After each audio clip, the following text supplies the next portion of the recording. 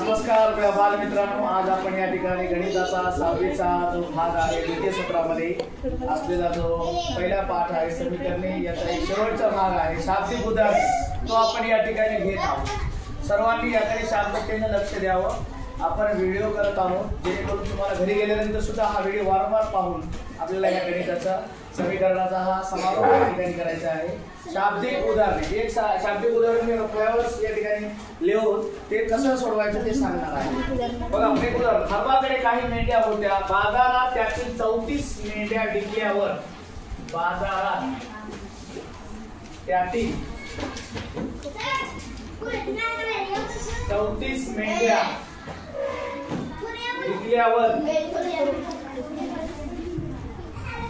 विकल्यानंतर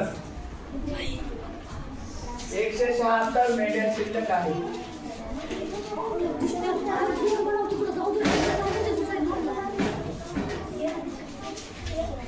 शिल्लक राहिल्या तर हरवाकडे एकूण किती मेंढ्या होत्या? सर मी सांगू?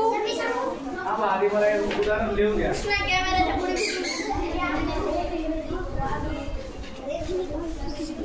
आता हरवाकडे काही मेंढ्या होत्या, मग आपल्याला काय करावं लागतं? हरवाकडे X मेंढ्या होत्या। आपल्याला संख्या माहित नाही, किती मेंढ्या होत्या?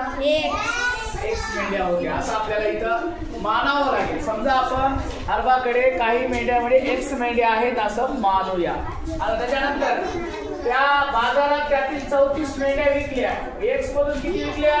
34, म्हणजे वजा करावं लागेल आपल्याला। X मधून 34 वजा करावं लागेल, तर किती राहिल्या होत्या त्या? 176। हे झालं। आता समीकरण, आपल्याला समीकरणाची मांडणी करता आली पाहिजे।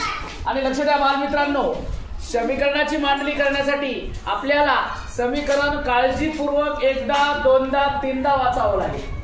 समजा एखाद्या व्यक्तीला एकदा वाचलं कीच कळतं याच्यात काय करायचं, परंतु एखाद्या विद्यार्थ्याला ते दोनदा वाचावं लागेल, कारण याच्यामध्ये संभ्रम कुठे होतो?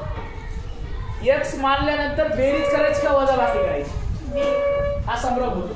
तर हा संभ्रम टाळण्यासाठी आपल्याला काय करावं लागेल की हे उदाहरण वाचावं लागेल। हरबाकडे काही मेंढ्या होत्या आणि बाजारात त्यातील 34 विकल्या म्हणजे कमी झाल्या आपल्या। मग आपण समजा असं मानलं की माझ्याकडे X मेंढ्या होत्या, त्याच्यातून 34 मेंढ्या विकल्या म्हणजे वजा 34, तर माझ्याकडे शिल्लक किती राहिल्या? 176। हे जर समीकरण मांडता आलं आपल्याला व्यवस्थित तर आपल्याला हे समीकरण सोडवता येईल व्यवस्थित। जर आपण मांडणीच आपली जर चुकली तर आपल्याला ते समीकरण आपलं उत्तर कधी बरोबर येणार नाही।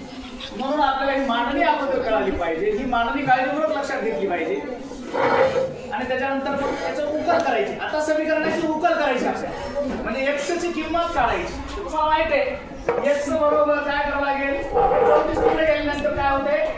हे वजाचे तिकडे गेल्यानंतर प्लस होतात, म्हणजे बेरीज त्याची करावी लागेल। आणि 176 मध्ये 34 मिसळले 210 म्हणून आता लिहायचं इथं, म्हणून हरबाकडे 210 मेंढ्या होत्या।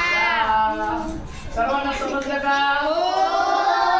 मी आता प्रश्न विचारतो, तू बडक बाई, तू बडक, आपण X मध्ये 34 वजा का केली X मधून? कारण हरबाने 34 मेंढ्या विकल्या होत्या, म्हणजे काय झालं होतं नेमकं? त्याच्याजवळ जेवढ्या काय होत्या त्याच्यातल्या 34 कमी झाल्या।